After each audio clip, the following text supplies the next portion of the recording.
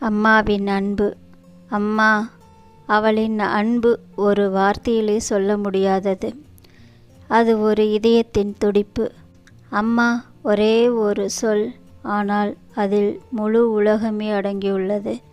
அவள் சிரிப்பு நமக்கு அமைதி, அவள் குரல் நமக்கு ஆறுதல். அவள் அன்பு எந்த நிபந்தனையும் இல்லாத கடல் மாதிரி.